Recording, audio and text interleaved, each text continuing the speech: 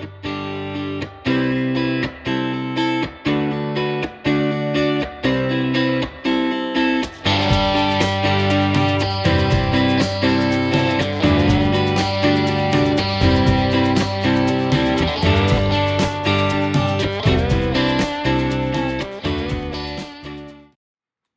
दोस्तों, स्वागत है आपका द्वारका एग्रो फार्म के यूट्यूब चैनल पे। और होली की आपको बहुत बहुत बधाइयाँ।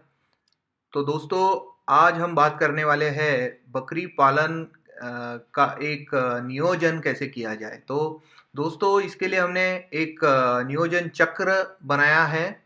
ये जो नियोजन चक्र है दोस्तों, इस चक्र में आपको आपके जितने भी सवाल है बकरी पालन को लेके, तो जो भी नए भाई है और जो बकरी पालन में नए नए हैं, उनको ये नियोजन चक्र का उपयोग ऐसा होगा कि उनको सब कुछ पता चलेगा कि दोस्तों, आपके बकरी पालन व्यवसाय का जो भी उद्देश्य हो, अगर आप बकरी पालन कर रहे हैं ब्रीडिंग के लिए, या आप बकरी पालन कर रहे हैं मांस के उत्पादन के लिए या मटन मार्केट के लिए, तो भी ये नियोजन चक्र आप यूज़ कर सकते हैं।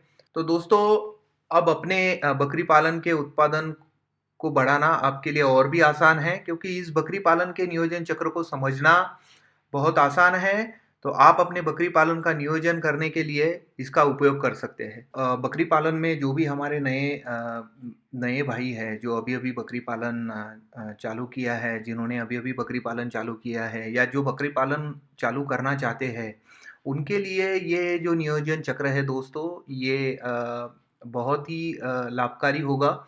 तो दोस्तों, ये जो बकरी पालन का नियोजन चक्र है, अगर आप इसमें देख रहे हैं, इसमें कुछ बकरी पालन के जो भी कार्य हमें करने हैं, जैसे कि ब्रीडिंग के लिए जो बकरा चुनना है, वहाँ से लेके मार्केटिंग की रणनीति, मतलब मार्केटिंग कैसे करनी है या कब वो बच्चा मार्केट के लिए रेडी हो जाएगा, वहाँ तक जितने भी कार्य है उनका एक ऑर्डर है। और एक कार्य होने के बाद दूसरे कार्य को कितने दिनों में अंजाम देना है, या एक कार्य होने के बाद दूसरा कार्य कितने दिनों बाद होना चाहिए, उसके लिए हमने ये एक स्केल आप यहाँ देख सकते हैं कि सारे महीने यहाँ आपको दिखेंगे। तो सिर्फ आपको समझने के लिए अभी हमने 15 अगस्त से शुरुआत की है पॉइंट नंबर 1 के लिए। हो सकता है कि ब्रीडिंग के लिए बकरा चुनने का जो कार्य है वो आपका सितंबर महीने में हो, या किसी भी महीने में कौन सी भी तारीख को हो सकता है। लेकिन आपको सिर्फ याद रखना है कि दूसरा जो कार्य आता है वो पहले कार्य के कितने दिन बाद आ रहा है, उसके हिसाब से आपका जो भी डेट है, उस डेट के हिसाब से सिर्फ आपको याद रखना है कि ये जो अंतर है दोस्तों, एक पॉइंट से दूसरे पॉइंट तक का जो अंतर है, ये अंतर ज्यादा महत्वपूर्ण है यहाँ पे। तो दोस्तों, अभी हम एक के बाद एक बात करेंगे। जैसे अभी तो दोस्तों, बात करते हैं पॉइंट नंबर 1, जो है ब्रीडिंग के लिए बकरा कैसे चुने।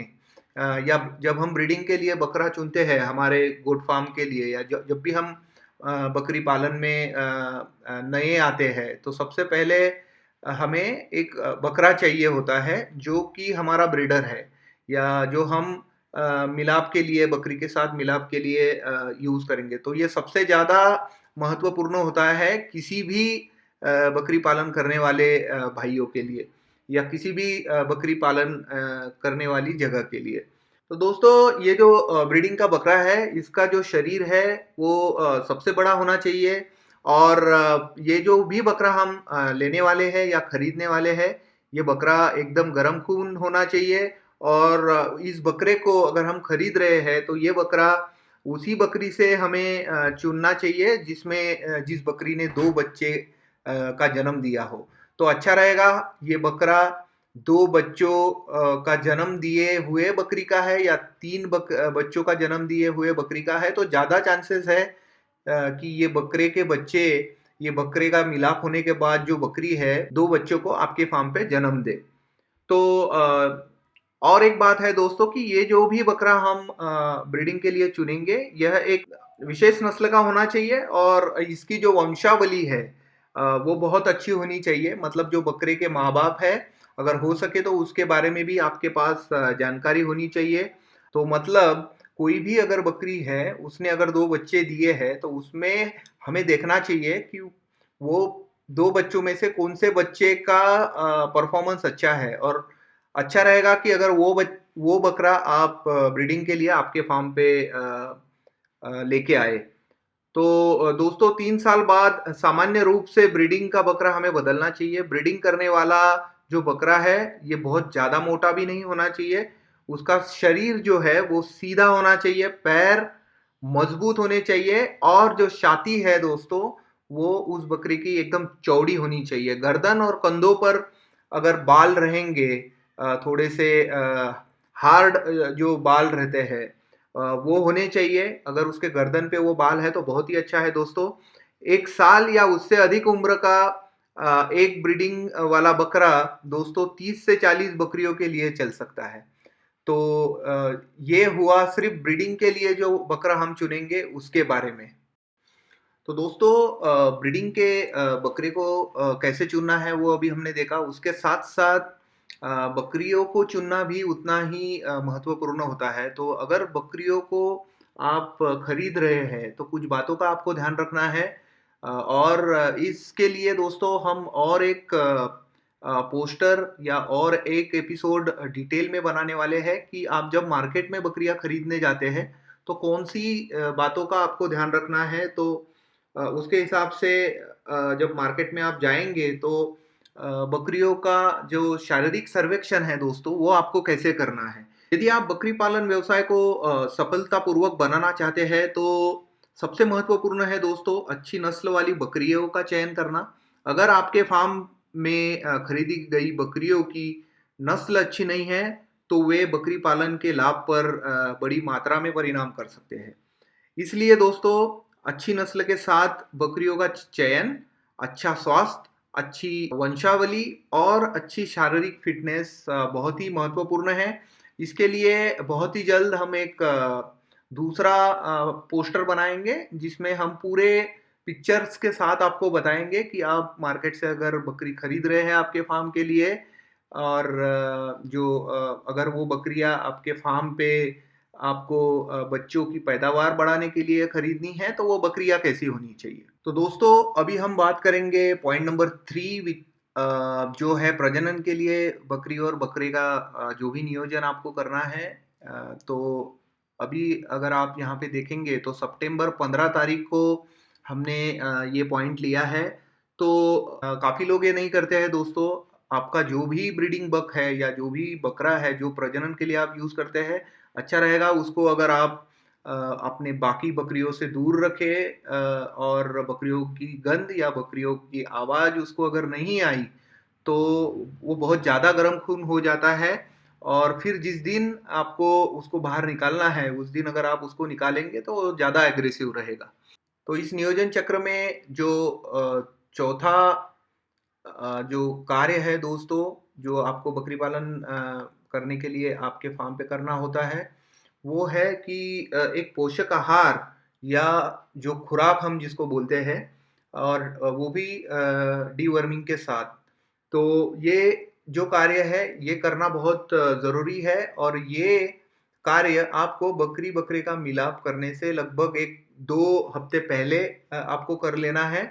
और जो बकरियाँ आपके फार्म पे एकदम स्वस्थ है, उस बकरियों को ऐसा कोई भी खुराक आपको देने की ज़रूरत नहीं है। तो ये जो चौथा पॉइंट है दोस्तों, ये सिर्फ़ उन बकरियों के लिए है जो बकरियाँ थोड़ी-सी कमज़ोर है आपके फार्म पे। अगर और वो बकरियों को अगर आपको ब्रीडिंग के लिए रेडी करना है, तो उनका खुराक बढ़ाना बहुत ही महत्वपूर्ण हो जाता है। और बकरे से मिलाप से पहले 2 हफ्ते तक ये कार्य को हमें करना है, और मिलाप के बाद भी 2 हफ्ते तक इस कार्य को हमें जारी रखना है। तो यहाँ आप देख सकते हैं कि अक्टूबर 15 को हम मिलाप करने वाले हैं बकरे-बकरी का, तो जस्ट उसके 2 हफ्ते पहले हमने लगभग ये काम किया है, और इसका जो भी सप्लीमेंट है या जो भी पोषक आहार है, बकरियों को चालू कर दिया है। और वो जो भी सप्लीमेंट है या जो भी पोषक आहार है, वो ब्रीडिंग के बाद भी 2 हफ्तों तक यहाँ चालू रहता है। तो वो आप देख सकते हैं कि 2 हफ्ते पहले से चालू किया है और 2 हफ्ते बाद तक वो चालू है। और ज़रूरत पड़ने पर आपको डीवर्मिंग भी कर लेनी है इस पॉइंट नंबर 4 में। तो अगर आपको लगे कि इस बकरी का डीवर्मिंग कर लेना चाहिए तो अच्छा रहेगा कि ब्रीडिंग से पहले उस बकरी का डीवर्मिंग हो चुका है।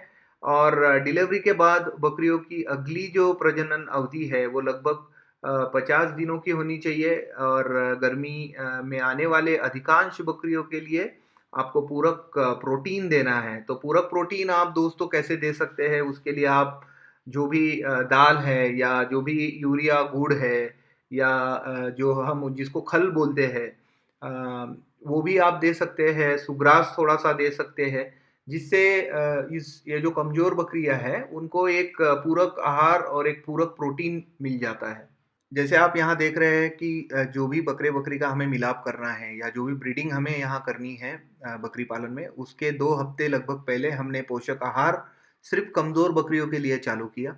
अभी हम बात करेंगे कि जो ब्रीडिंग हमें करना है, तो यहाँ अभी अक्टूबर 15 को हम बकरे-बकरी का ब्रीडिंग कर रहे हैं दोस्तों। तो लगभग बकरी जो है वो 19 से 21वें दिन में हिट पे आती है।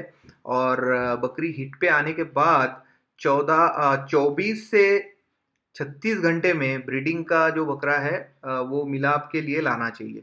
इसके साथ अपना जो रिकॉर्ड है आपके गोट फार्म पे उसको भी आपको अपडेट करना है। वहाँ पे भी आपको ये जो अक्टूबर 15 जैसी तारीख है, जो भी आपकी तारीख रहेगी वो आपको वहाँ लिख लेनी है कि इस बकरी और इस बकरे का हमने मिलाप किया है। तो रिकॉर्ड का होना बहुत ज़रूरी है दोस्तों ये गोट फार्म के लिए। तो ब्रीडिंग का बकरा मिलाप के समय बकरी के वजन के वयस्क बकरी के वजन के 60 से 70% होना चाहिए। बकरी के आहार पर विशेष लक्ष्य की आवश्यकता होने पर खुराक और आहार में परिवर्तन करना ज़रूरी है। सर्दियों में अगर हम ब्रीडिंग करेंगे, अगर ये अक्टूबर 15 को अभी हम ये काम कर रहे हैं, ये लगभग सर्दियों का मौसम है। अगर हम अक्टूबर के या सर्दियों के दिनों में अगर हम ब्रीडिंग करेंगे तो अच्छे परिणाम हमें देखने के लिए मिलते हैं। और ज़्यादातर जो बकरियां हैं या सर्दियों के दिनों में या बारिश के दिनों में हिट पे आती है।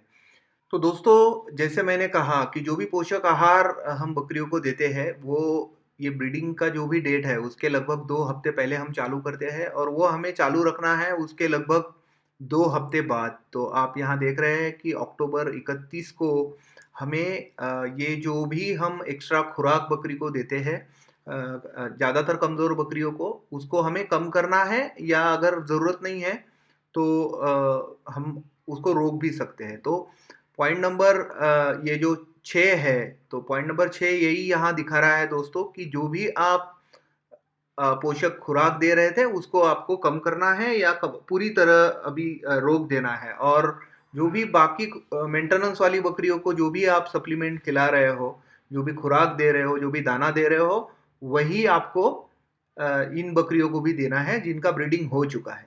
तो दोस्तों पॉइंट नंबर 7 जो है यहाँ पे आप देख रहे हैं कि लगभग दिसंबर 15 को जो भी बकरा है उसको अलग रखना चालू किया। तो बहुत सारे लोग हैं जो बकरा बकरियों के साथ रखते हैं।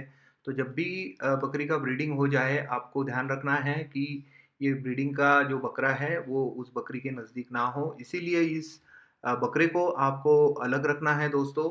उसके बाद अगर आप देखोगे यहाँ पे लगभग पॉइंट नंबर 8 आ रहा है फ़रवरी 15 में।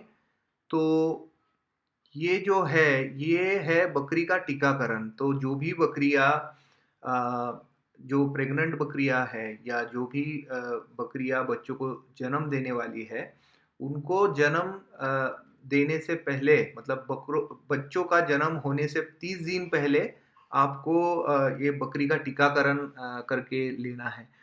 तो दोस्तों ये बहुत ज़्यादा महत्वपूर्ण है, ये जो पॉइंट है यहाँ पे, जो पॉइंट नंबर 8 बकरी का टीकाकरण। तो जो भी बकरियों का ब्रीडिंग हो चुका है और ऐसी बकरियां जो बच्चों को जन्म देने वाली है, 30 उस बकरियों का बच्चों को जन्म देने से 30 दिन पहले आपको टीकाकरण करके लेना है दोस्तों। तो वो दोस्तों बकरियों के सभी टीके जो भी हम लगवाएंगे वो लाइसेंस प्राप्त कंपनी के निर्देशों के अनुसार और पशु चिकित्सक जो भी रहेगा, जो भी डॉक्टर रहेगा आपके यहाँ पे, उसके द्वारा अगर होता है तो बहुत ही अच्छा रहेगा। और गर्भावस्था के आखिरी महीनों के दौरान टीकाकरण से होने वाले बच्चों को रोग प्रतिकारक शक्ति मिलती है। तो इसीलिए ये जो टीकाकरण है ये 30 दिन पहले हम दे रहे हैं, ताकि ये जो 30 दिन है, ये 30 दिनों के अंदर जो भी दवाई टीकाकरण से बकरी को मिलती है, ये वो बच्चे तक पहुंच जाती है। और जब बच्चे का जन्म होता है दोस्तों, तो उस अ, बच्चे को भी इससे प्रोटेक्शन मिलता है, जो भी आपने टीका लगवाया है उसका। तो बहुत ज़रूरी है बच्चों का जन्म होने से 30 दिन पहले अगर आप बकरियों का टीकाकरण करके लें। तो हमेशा स्वस्थ बकरियों का टीकाकरण किया जाना चाहिए। और टीकाकरण से पहले जो भी सुई होती है या सिरिंज को पानी में धो के लेना चाहिए, और पानी से हो सके तो उबाल लेना चाहिए। अगर कांच के है या सुई को भी उबाल लिया तो काफ़ी अच्छा है। आजकल तो हर बार नई सुई यूज़ करते हैं, तो हो सके तो नई सुई का हमें इस्तेमाल करना है। टीकाकरण शाम को जब हवा ठंडी हो तब अ, किया तो बकरियों पे कोई भी टीकाकरण का तनाव नहीं आएगा। और टीकाकरण के बाद टीका लगाने वाली जो भी जगह है, उस जगह को आपको थोड़ा-सा मालिश करना है। उससे वहाँ पे कोई भी गाँठ या वहाँ पे जो भी जख्म है वो नहीं होगी, और वो जो दवाई है वो उस जगह पे जमा नहीं होगी थी। इसीलिए उस जगह को थोड़ी-सी मालिश करनी चाहिए। यदि आप जो टीका आपने लगाया वो अगर सबकट है, सबकट का मतलब आप जानते हैं, आपको इंजेक्शन देते वक़्त आप अगर खुद दे रहे हैं ये टीका, तो आपको ध्यान रखना है कि सुई दूसरी तरफ से बाहर ना निकली हो। कई बार लोग क्या करते हैं कि एक तरफ से सुई डालते हैं और दूसरी तरफ स्किन उठा के सुई का जो नोक है वो बाहर निकल जाता है, तो पूरी दवाई बाहर गिर जाती है। तो हमें याद रखना है, अगर खुद आप ये टीका लगा रहे हैं तो सुई दूसरी तरफ से बाहर ना निकले। टीके का उपयोग करने से पहले इसके उपयोग का अंतिम अवधि जो है, जो टीके का जो एक्सपायरी डेट है दोस्तों, वो चेक कर लीजिए। कई बार एक्सपायरी डेट बहुत नज़दीक आई हुई होती है, तो अच्छा रहेगा एक्सपायरी डेट आप उस दवाई का चेक कर लें। तो दोस्तों आपने यहाँ पे देखा कि बच्चों का जन्म होने से लगभग 1 महीना पहले हमने सारी जो भी बकरियाँ थी, प्रेग्नेंट बकरियाँ जो बच्चों को जन्म देने वाली थी, उन बकरियों का यहाँ पे टीकाकरण करके लिया है। उसके बाद ये जो 1 महीना आपके पास होता है दोस्तों, ये 1 महीने के अंदर आपको जो भी नए बच्चे जन्म लेने वाले होते हैं आपके फार्म के ऊपर, उसके लिए कुछ तैयारी करना बहुत ज़रूरी होती है। तो नए बच्चों के लिए जैसे दूध की बोतल हो, या बारिश के लिए बारिश के दिनों में बचने के लिए आपको कुछ तैयारी करनी पड़ेगी, बच्चों को बचाने के लिए बारिश से। या जो छोटे-छोटे पिंजरे अगर आपको ज़रूरत है तो उनकी भी आपको व्यवस्था करके रखनी पड़ेगी। और छोटे बच्चों को खेलना-कूदना बहुत पसंद होता है, तो उसके लिए हो सकता है कि आप कुछ खिलौने बच्चों के लिए बनाएँ। और जैसे कि हम अभी आप आपको दिखा रहे हैं, हमारे फार्म पे ये खिलौना हमने बनाया है, जो बच्चों को इस पे खेलना बहुत पसंद होता है। तो और बच्चे अगर खेलते-कूदते रहेंगे तो वो उनका सेहत पे भी उसका परिणाम होता है। तो और बच्चों के साथ-साथ दोस्तों, अगर यदि बकरियाँ खेलने योग्य और सक्रिय है तो उनके जो पाचन संस्था है, जो पाचक संस्था है, उसमें पाचन में सुधार होता है और वो तनाव मुक्त रहते हैं दोस्तों। परिणाम स्वरूप फार्म पर बीमारी कम होने में मदद मिलती है, अगर आपने ये खिलौने बनाए हुए हैं तो।